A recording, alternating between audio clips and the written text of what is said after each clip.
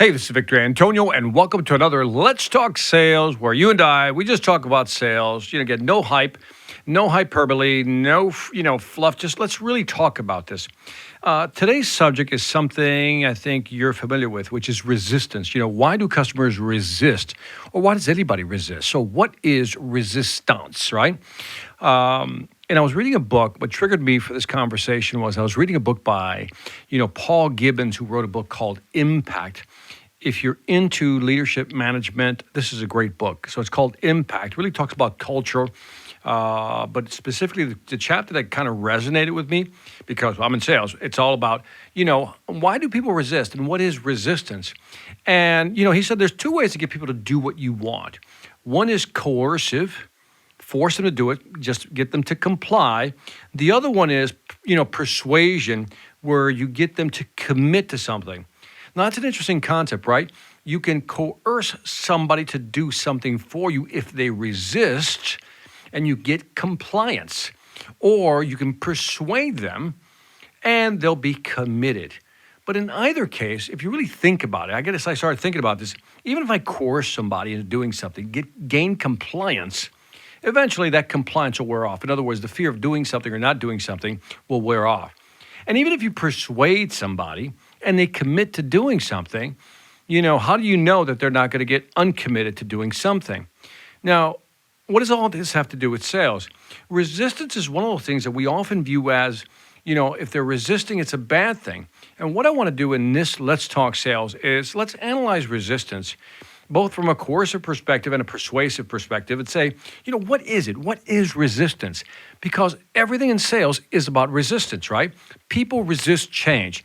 Companies resist change. People don't want to switch over to something else or start doing something because they have to change. So, let's look at change. Let's look at resistance. The first thing he talked about in the book, Impact, Carl Gibbons, was, that resistance is inevitable. In other words, you're always going to encounter resistance. Now, I know we're stating the obvious here, but he gave it a nice twist. What he talked about was that sometimes we label people as resistant, right? Like that person's really resistant to any idea, any concept, anything I want to do. They're very resistant. Any company, if I'm trying to sell a product, they're always resistant. And he said, when you start labeling people as resistant, you create this self-fulfilling prophecy in the sense that once you start viewing people as being resistors, right, you kind of put them in that category, and maybe your attitude towards them changes because you see them as somebody who's always resisting. So, for example, why bother dealing with them? But is resistance always negative? Which leads us to our second point. Is resistance useful? Now, it's an interesting concept. Resistance is actually useful. Now, there's two ways of looking at when somebody's resisting. One, the person just doesn't want to cooperate. Yeah, they're just not into it. No matter what I say, no matter what I do, no matter what I suggest, they simply don't want to do it. But Gibbons in this book, Paul Gibbons, actually changed that. Says, well, maybe resistance is a positive thing. And I'm like, how's that? He says, when somebody resists, they're overtly, in other words, they're saying it out loud. They're overtly telling you why they disagree or don't want to do it. Now, that could be construed as feedback if you're positive. In other words, when somebody doesn't want to do something, maybe that's their way of saying, hey, I don't agree with you, and here's why. And maybe that conversation, that dialogue could actually be positive. So that's an instance where resistance is actually positive because it creates this feedback. Because sometimes, you have a dumb idea just like I do, right? We have an idea, we want to do it. And somebody has to go, you might want to rethink that. Now, initially, we may hate that person or not like the person for not jumping in with our idea. But maybe later on, we'll say, you know what, I'm glad he called me on it or she called me on it because, that was a dumb idea. And so resistance can be viewed as a positive thing. So one, it's inevitable. You're going to find resistance in everything you do. That's part of the plan. But again, you can label it resistance, but if you do so, be careful because then you start treating people in a certain way because that's how you view them. Number two, let's shift our mindset and understand that resistance can be positive if it provides positive feedback. So if the customer is resisting change, maybe you want to ask, well, why are you resisting? Why is it that you don't want to change? Where is that resistance coming from? And maybe in understanding that resistance, if we take that perspective, let me understand this resistance, then maybe we'll have a different attitude towards it. Number three, when you look at resistance, we need to learn how to empathize with it. Now, let's talk about this a little bit. This is interesting. When somebody's resisting, you almost want to get into their head and go, why? Why are you resisting? It's obvious that you need to change, or maybe it's not obvious to you.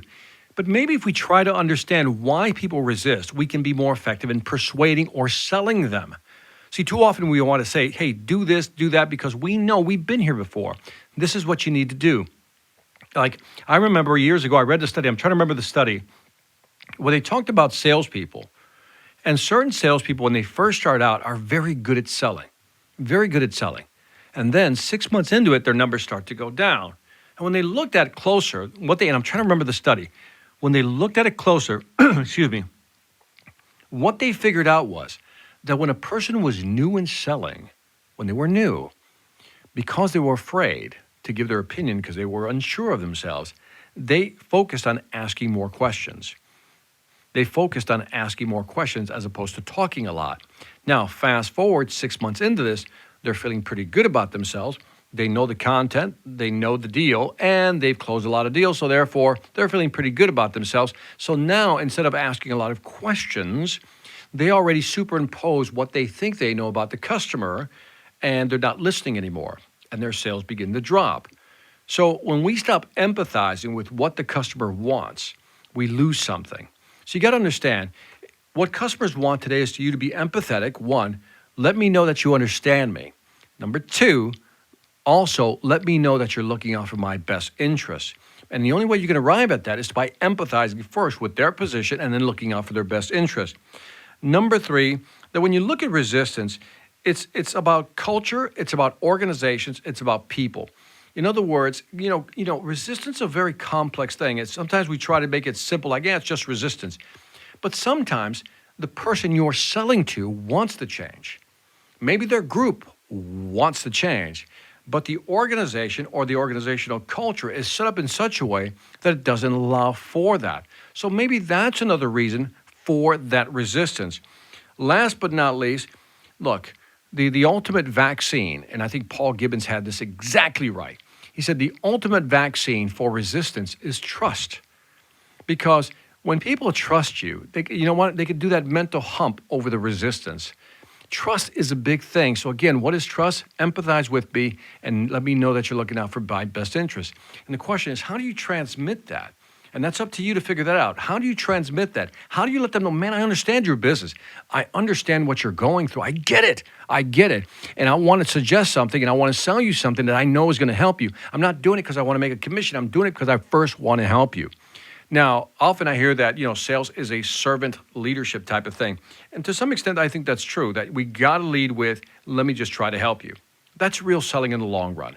Now, trying to close a deal right away, well, that's selling short term. I'm not saying you should never close. What I'm saying is, what if instead of looking at a customer as a quick sale, we look at them as a long-term sale? And you can get long-term sales if you truly understand and empathize with your customer. See, that's the secret of selling sometimes. It's not so much trying to get a lot of deals. It's maybe trying to get a few customers who buy from you often. And this is important. So when we look at resistance, you can see that it has, just different variations. Why people resist could be, again, different. The first one, let's accept that resistance is inevitable. It's always going to exist. Number two, maybe resistance is useful. In other words, if somebody didn't buy from us, let's understand why they didn't buy. If we understand that, we can make our product better, improve our service, and maybe even change our presentation if we view it from that perspective, as opposed to, they don't get it. They simply don't get it. But if we change our mindset to say, what can I learn from this no?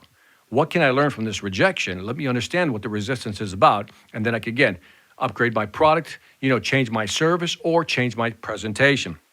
Number three, in order to what? Reduce resistance, you first have to understand it. Why are they resisting? Take the time. We've all heard the phrase, slow down to sell faster. What does that mean? Really take time to understand what your customer is going through. Number four, sometimes it has nothing to do with the people. It has everything to do with the organization in terms of why they don't change. Those, to me, are the toughest sales. Just trying to get an organization, a group of people to change is very difficult. And then number five, again, trust is the ultimate vaccine. Again, if you can build trust with somebody, you can overcome the majority of the resistance, because people say, you know what, I'm not sure I understand everything, but I trust you enough that guess what? I'm going to go with you. And then again, when you look at people who are resistors, I also think that, and this is just me throwing my last thought in here, is that we often look at people as resistors when we see somebody who doesn't like our ideas. But let's not forget there's amplifiers out there. Amplifiers are people who love the idea and just take it and run with it. So we can learn from them, right, the amplifiers, because if they love the idea, they run with it. But again, I come back to the resistors. When somebody resists your ideas, there are different levels. They can be pessimists, they can be skeptics, they can be cynics, right? To me, those are grade levels, right? Pessimist is like, I don't know if it's going to work. A cynic is like, I don't know, we've tried that before. A skeptic rather. And then a cynic is somebody who just says, you know what, there's no way I'm doing that because I know it's not going to work, and shuts the idea down. And again, these people have been burned in the past, and that's another reason to really understand resistors, because maybe they're not saying no to you. What they're saying no to is based on the past experience they've had with other products, other services, other companies, other salespeople, and they're really saying no because of what's going back there. That's called baggage. And sometimes as salespeople, we have to deal with that. So my point to all this Let's Talk Sales, is that let's try to understand resistance. Let's really try to understand, why does somebody resist change? Because imagine stopping in a conversation and say, you know what, I can sense that this is not something you want. I just want to stop the sales presentation right here and just simply ask, what's holding you back? Like mentally, what's holding you back? I just laid out the case that it works logically, that this can help your company. From an emotional standpoint, I show how it's going to benefit you and your company. But my question to you is, what's holding you back? What is the resistance? And imagine having this type of dialogue with a customer. Just tell me what's going on, man. Tell me why you don't want to buy. Tell me why now's not a good time. See, because when somebody says now's not a good time, what they're saying is there's something else besides time, right? That's holding them back. And this is just trying to understand resistance. And for some reason, many salespeople don't like talking about uncovering resistance. We're always like uncovering, unstated needs, right? Some things they didn't tell us they needed. But what about uncovering resistance? What would hold you back? Because many companies that you're selling to know already that they need a solution, don't they? They already know. They know already. So when you approach them and try to sell them your product or service, the question is, well, why haven't you done this in the past? I know you need this, right? When I do sales training, I always ask companies, I said, what took you so long? Why haven't you done training in the last 5 years? What held you back? And as soon as you understand what holds them back, what's their belief system? It could be, I didn't believe sales training would work. I didn't believe it would work for our team. I just didn't think it was worth investing. Whatever that resistance is, once you understand it, then you can sell to it and overcome it. And again, it's not about just challenging resistors. It's first understanding why they're resisting and then building the case as to why maybe what they have in their head, these truths that they hold to be self-evident, so to speak, are really unfounded. And maybe you're there and you're different. And how do you explain that? But if we always talk about feature, benefit, advantage, gain, and never talk about resistance, we'll never really understand our customer. So let me know what you think about this. Let me know your thoughts on why companies don't buy, why individuals don't buy your product or service. What do you think the resistance is? Now, I know fear is out there. That's always a big one, right? Or I say the imagined fear, what they think might or might not happen. But usually it's past experience. They've done something in the past, or maybe they don't believe you and what you're offering. So let me know what you think about resistance. Again, it's an interesting conversation for us to just talk about. And once we understand what customers are holding back, in other words, what's holding the customer back, maybe we can sell more effectively. So what do you think of the idea of somewhere in your presentation, you ask a customer something like this: Mr. Customer, it's obvious that this is a product that would help your company. So my question is, why haven't you done it? My question is, what's been holding you back? Notice the difference in that question. Now, why haven't you done it? What's been holding you back? What are some of the underlying concerns that have been holding you back? And if you do that, if you just scrape the surface, so to speak, of resistance, maybe you can get into this real earnest dialogue with your customers, and you may sell more faster by just having those conversations. Let me know what you think. This is Victor Antonio, thanking you for your time and reminding you, selling ain't hard when you know how. Take care.